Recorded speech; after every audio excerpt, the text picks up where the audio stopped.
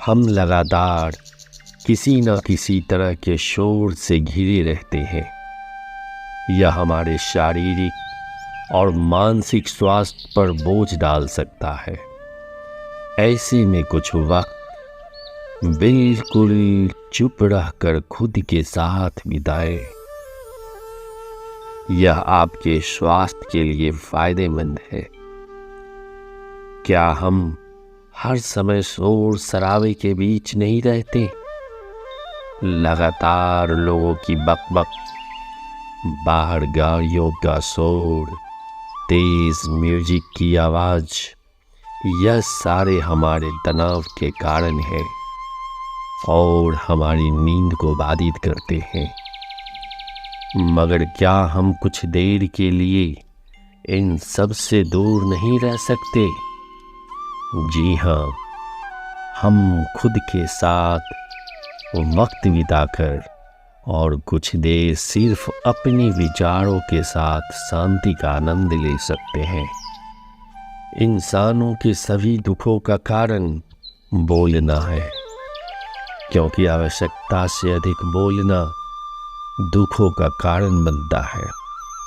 इसलिए कम बोले, सटीक बोले, मधुर बोले और सबसे ज़रूरी जितनी आवश्यकता हो उतना ही बोले।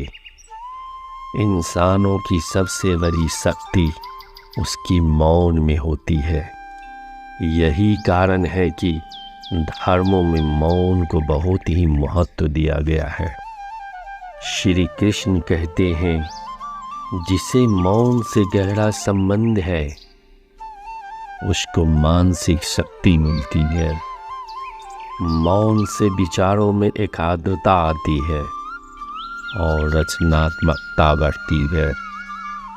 इसीलिए जितने भी साधु संत या तपस्वी हुए, सबने मौन रहकर और ध्यान लगाकर इस संसार में ज्ञानों की प्राप्ति की।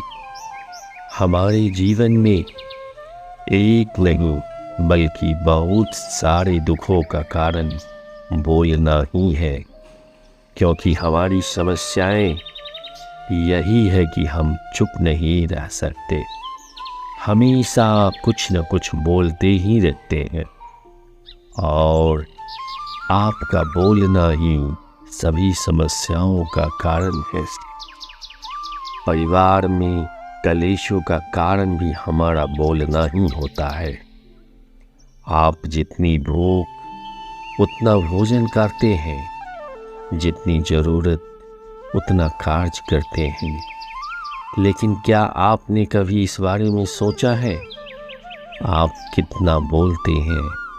क्या आप उतना ही बोलते हैं जितना आपको आवश्यकता है? सारे दिन बोलते हैं। इस बारे में अकेले बैठकर कभी सोचिए, कितना बोला, क्या बोला और सबसे ज़रूरी क्यों बोला? इसमें कितनी ज़रूरी बातें थी, कितनी अनावश्यक बातें थी। मनुष्य की प्रवृत्ति ऐसी है कि वह अपने मन में चल रही बातों को दूसरों को सुनाना चाहता है और दूसरा भी आपके साथ ठीक वही काम करता है। यह बातें किसी अन्य या तीसरे व्यक्ति से संबंधित हो तो सुनने सुनाने का काम और दिलचस्पी से होता है। आप जब भी फिर कभी बैठते हैं तो इन बातों को फिर से दोहराया जाता है और फिर इन्हीं बातों पर विचार करेंगे। यह सुनने सुनाने का माहौल जीवन भर चलता रहता है और इस तरह से आप खो देते हैं अपना कीमती समय, अपना जीवन, अपनी सोच, अपनी समझ और वह कीमती पल जो आपके जीवन के आनंद के लिए बना था। इसलिए सुनने और सुनाने के माहौल से बाहर निकलिए। जब तक हम बाहर की ओर बोलते रहेंगे, हमारे भीतर अशांति रहेगी। जिस दिन हम मन से चुप हो जाएंगे, तब बाहर वाले मुख से कुछ भी निकले, हम शांत ही रहेंगे। दुनिया में जितनी भी बुराइयां हैं, लगभग सभी बोलने के कारण ही है। परिवार में क्लेश है, पति पत्नी में विवाद है, सब बोलने के कारण ही होते हैं। हम चुप रहना नहीं चाहते, हमेशा सुना देना चाहते हैं, लेकिन व्यर्थ का बोलना ऊर्जा का नष्ट होना है।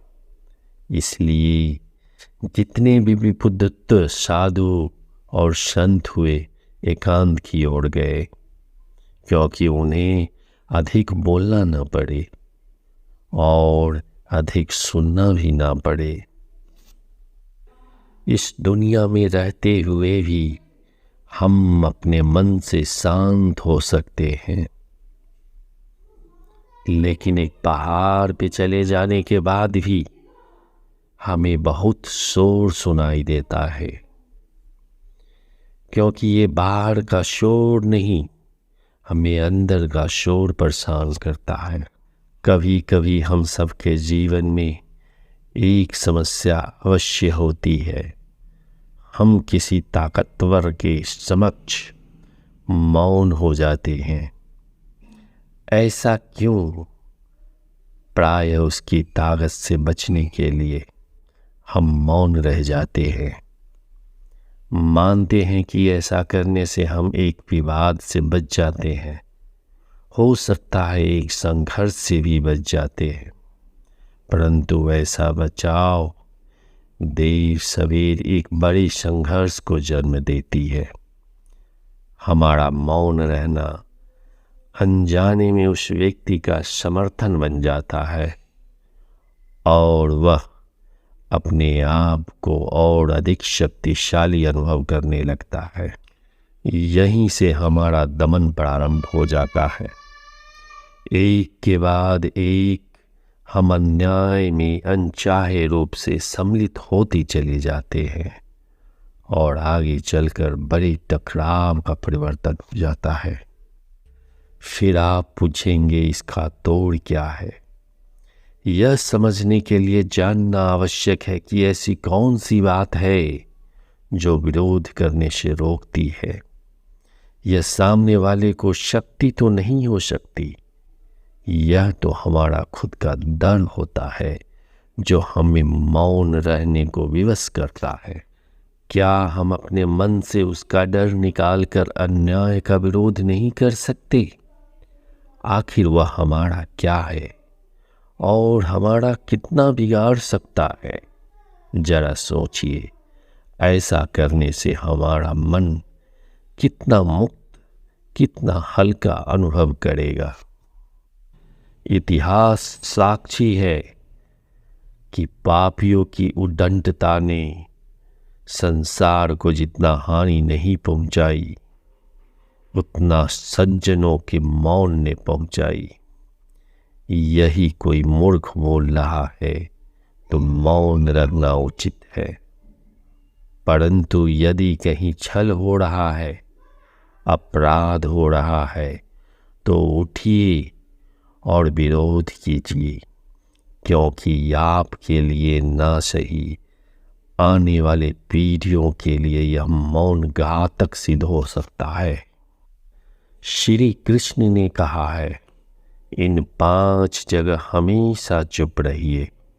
जब कोई आपके सामने किसी तीसरे आदमी की बुराई कर रहा हो, तब तुम्हें चुप रहकर बस सुनना चाहिए, अपनी राय व्यक्त नहीं करनी चाहिए, क्योंकि जो आज आपके सामने किसी तीसरे की बुराई कर रहा है, वह कल किसी और के सामने आपकी बुराई कर सकता है।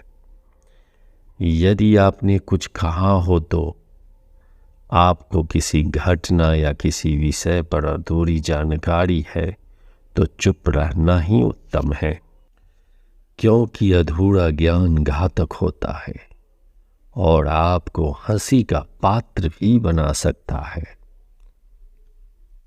यदि आपको लगता है कि कोई व्यक्ति आपकी भावना, दुख, परेशानी को शब्दों में नहीं समझ पा रहा है या वह आपको ध्यान से नहीं सुन पा रहा है, तो ऐसे व्यक्ति के सामने चुप रहना ही ठीक है, क्योंकि ऐसे लोग आपकी भावना या दुख को नहीं समझ पाएंगे।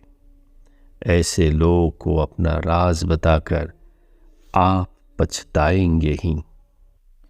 यदि कोई अपना आप पे बहुत क्रोधित हो, उस समय आपको शांत रहना चाहिए और शांति से उसकी बात सुननी चाहिए। उसकी क्रोध भरी बातें निकलने के बाद ही आप उससे बात करें, ताकि वो आपकी बात समझ पाए। अन्यथा क्रोधित व्यक्ति दूसरों की बात नहीं समझ पाते हैं। दोस्तों, इस वीडियो में बस इतना ही। मिलते हैं किसी अगले वीडियो में। तब तक के लिए अपना ख्याल रखिएगा। जय श्री कृष्ण।